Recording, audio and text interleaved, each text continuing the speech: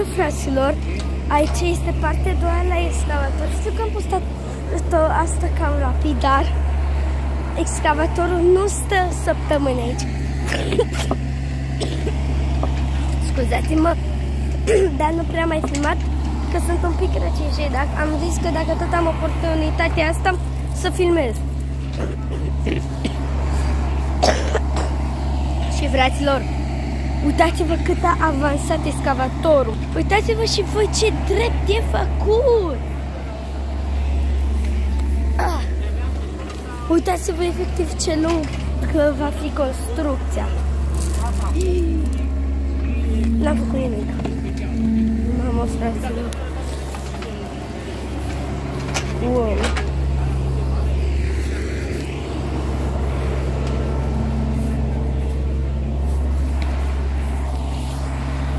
Uitați-vă și voi.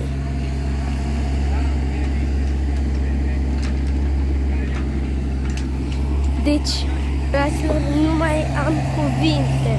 Și voi, ce mare e. Haideți să mergem de aici, că poate ne lovește. Și fraților, ia uitați cine mai e aici. Am fost să beau apă, că eram și eu. Da, le-am arătat la bănați și fraților, vă facem o recomandare de acești pufuleți flippers. Sunt extrem de buni. Da. Așa arată, ținem telefonul. Așa arată și pe interior. Și ca să-i luați, trebuie să puneți sarupunga. Trebuie să luați așa. Ia și eu tot ce-a picat. Și fraților, uitați-vă și voi cum arată. Sunt extrem de buni. Da, ia uitați. Mai arată unul.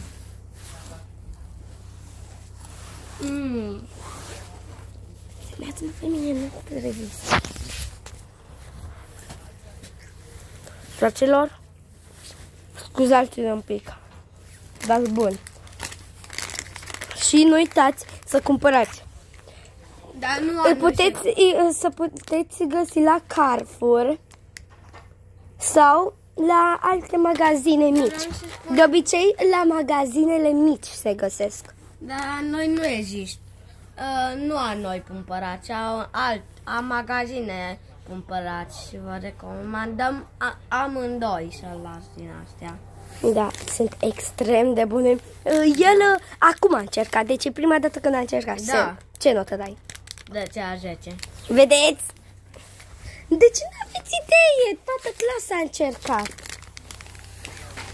Și să nu ziceți că, bine, aici sunt mai puțin, că am gustat noi, dar sunt mulți, uitați-vă.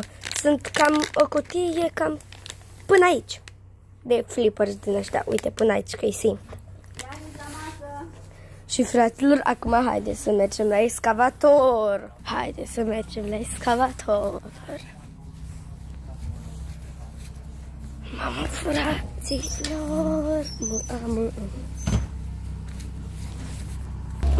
Mamă.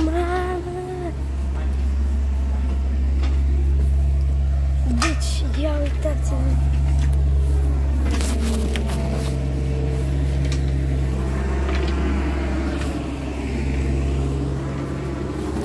Fraților, e prea fain.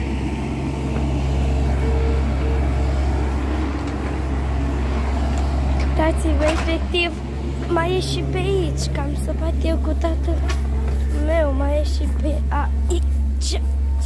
Deci trebuie să am grijă să nu pic în cabluri.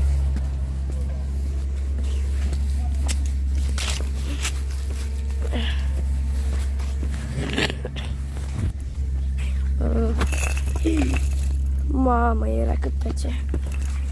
Asta mă ține. Fraților, pentru voi fac asta. Dacă una plesnește, gândiți-vă că nu o să mai construim nimic. Nimic. Ai să mai... Ai să... Oleu. Ai, oleu. Ai, oleu. Oleu.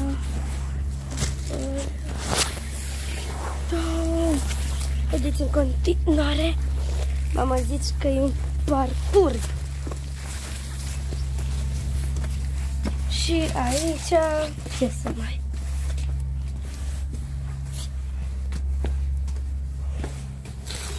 Și acum, fraților, să fac totul înapoi.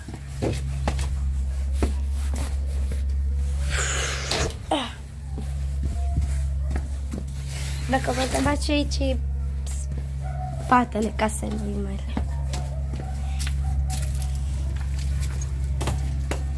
Fraților, scuzați-mă, dar nu am să le fac acolo, că dacă una pocnește, s-a dus tot. Îmi pare rău.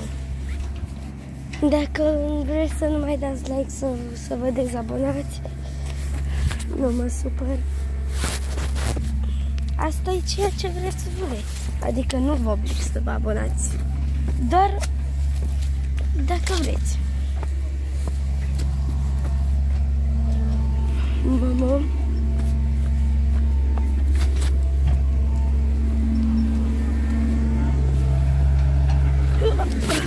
Pe aici nu facem parcurs, că picăm. Mamă, ce s-a întors. Fraților, deci o terminat în partea asta și acum începem partea aia. Bun.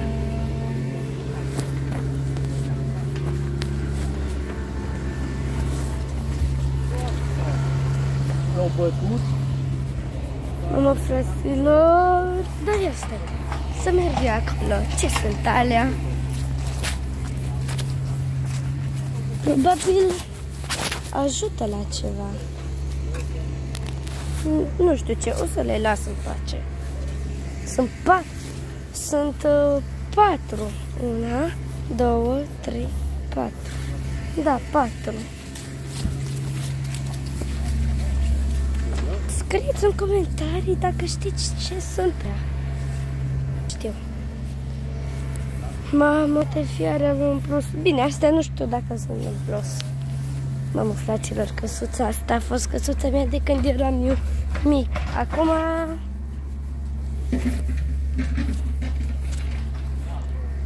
nu prea. Și la fel, canapeaua asta. Am lucruri de aici. Uitați-vă.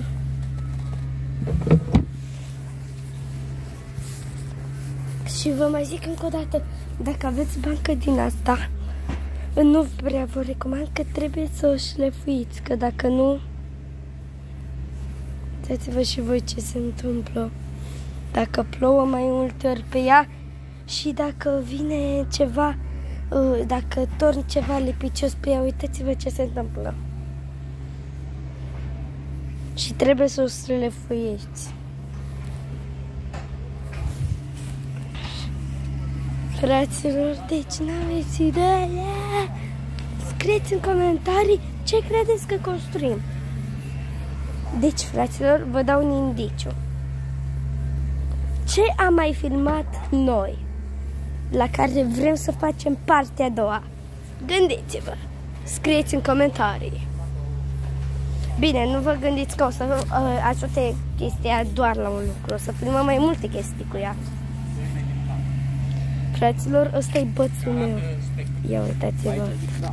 Bățul meu preferat, că uitați-vă și voi, e drept. Bun, și acum, haideți că mă duc să îl pun. Bun, haideți să mergem la excavator.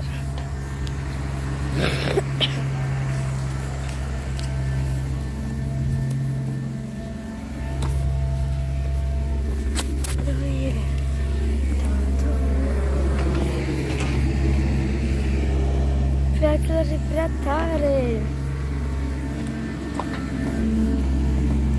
Pe aici unde e făcut așa, pe aici o să vină pereții. Mamă, fraților, la fix aici. Ați văzut? Deci, fraților, nu mai am cuvinte. Prea tare. Mult prea tare. Ah! Mamă, ce era să pic. Haideți să facem încă o dată parcurul. Bun, fraților, acum am terminat și parcurul. Fraților, și dacă tot vă întrebați ce sunt astea, dacă n-ați văzut partea 1, pentru că roțile excavatorului sunt din cauciuc, o să lasă urme aici care nu se mai duc, așa că am pus o din asta specială în care să nu lase urme, care nu se mai duc. Stați un pic. Cum o deschid asta?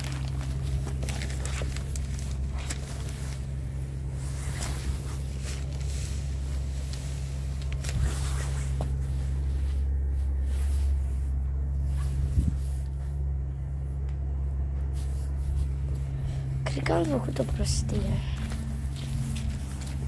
Stați. Cred că nu trebuia să trag, de fapt. Cred că așa. Da, cred că mai bine o să las în pace. Mă, fraților.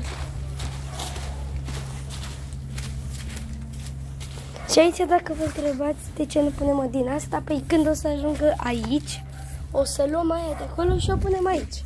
Simplu. He. Fraților. Știți, alu cine-i mașina asta? Mașina asta e alu fratele meu. Vă place? Apropo, fraților, scrieți în comentarii culoarea voastră preferată. A mea este roșu, a voastră scrieți în comentarii. Fraților, atât și cu acest videoclip, sper că v-a plăcut. Nu uitați să dați like dacă mai vreți să vedeți excavatorul. Dacă mai vreți să vedeți excavatorul, dați like rapid că nu o să mai stea mult. Pa!